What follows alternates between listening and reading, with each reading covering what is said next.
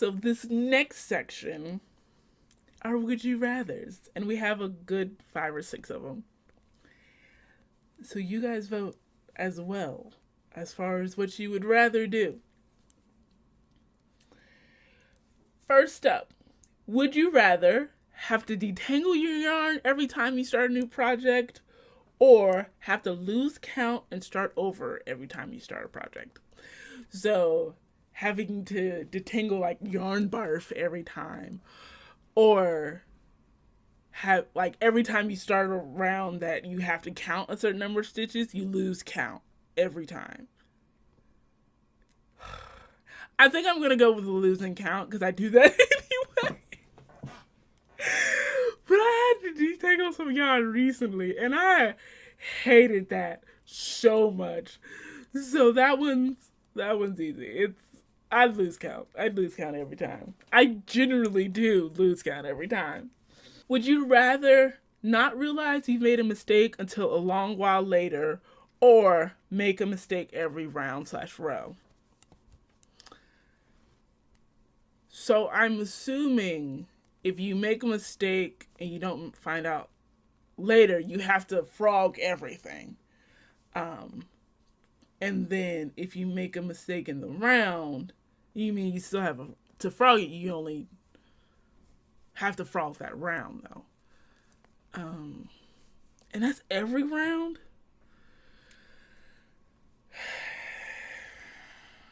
Yeah,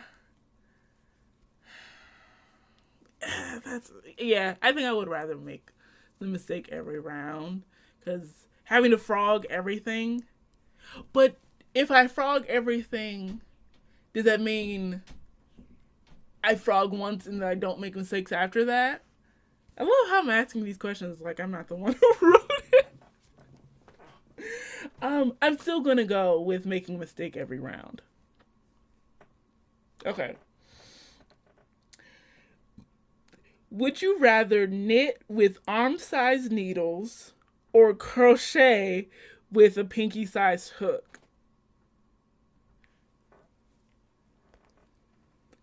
Um. Okay. So, in perspective, so me knitting with an arm that's as long as my arm, or crocheting with a hook that's as long as my pinky. Neither of these situations are great, but that is the point of would you rather. Mm, ooh, are they as are they also as thick as my like arm and pinky? Cause like honestly, my needles now are as long as my arms, and they're quite unwieldy and not super fun, but they do the job. Um, how much time do I have to learn how to use this arm size knitting needles or pinky size crochet hook?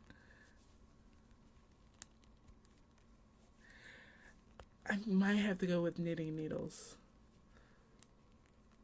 That sounds like that's gonna suck. Yeah, yeah. Let's go with the knitting needles. But I think that's the thing. Like both options suck. You just have to choose which you would rather do. Um, would you rather have all your ends instantly weave in, or all your pieces instantly sew themselves together? I think you already know my answer. Instantly sew. I can weave in ends, and honestly, I probably don't do the greatest job because I only like weave in like a centimeter in and then I snip the rest off. So, but sewing a piece together that's instant. Oh, say less. Say less. I definitely kept myself in mind for that question. Would you rather have to only be able to buy one skein of yarn at a time, or be only able to buy yarn once a year? So, like each trip, each online, you can only buy one skein. Or it's basically you would have to buy a year's worth of yarn at one time, or as much as you can at one time, and you wouldn't be able to buy yarn again until the next year. But one skein at a time, that would get old. But having to buy all my yarn at once would also, like, and then not being able to buy it again. Okay, one skein at a time, but it's like, who came up with these questions?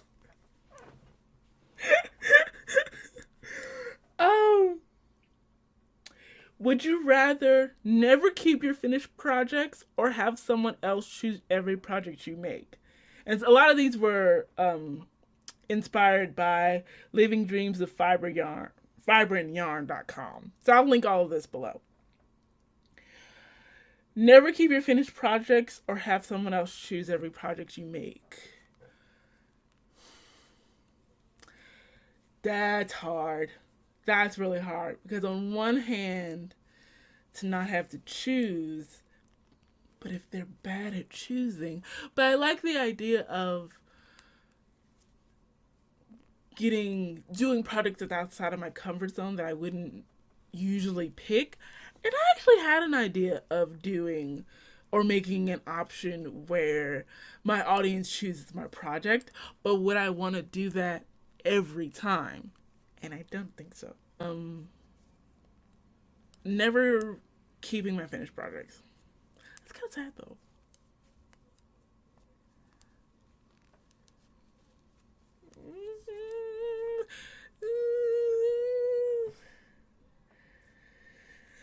How long does someone else have to choose my projects for? Can I like put a time frame? So like never be able to keep your finished projects for a year or have someone pick my projects for a year. But that's even harder because I feel like I would be okay with someone else picking my projects if there was a time limit. Oh, I made this more complicated. Ooh.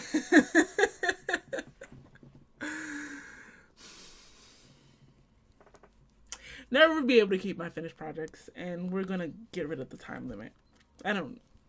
I'll just sell them. I think I was already planning on selling my stuff anyway, so that works out.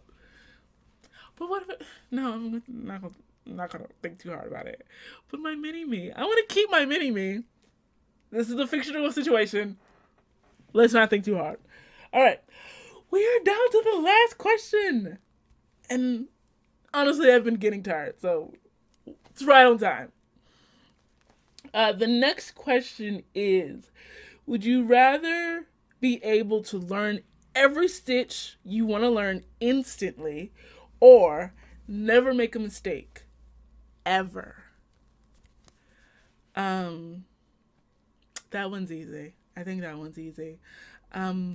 Though I do make a lot of mistakes and get annoyed and have to frog a lot,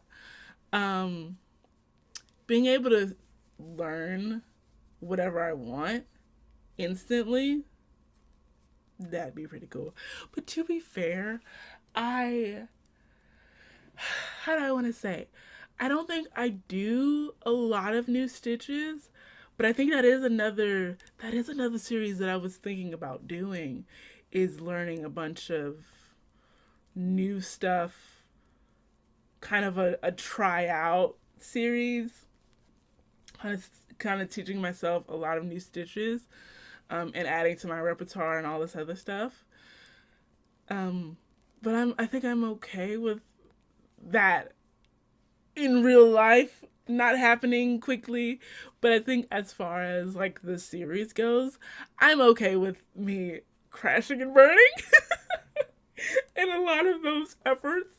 I think it would be fun, and fun content, and kind of being able to see where my skill level is as far as learning these new skills and maybe being able to add it as an offering for my course. So there's everything's connected. And let's add the learning new skills video series to the videos that I want to make that I talked about earlier.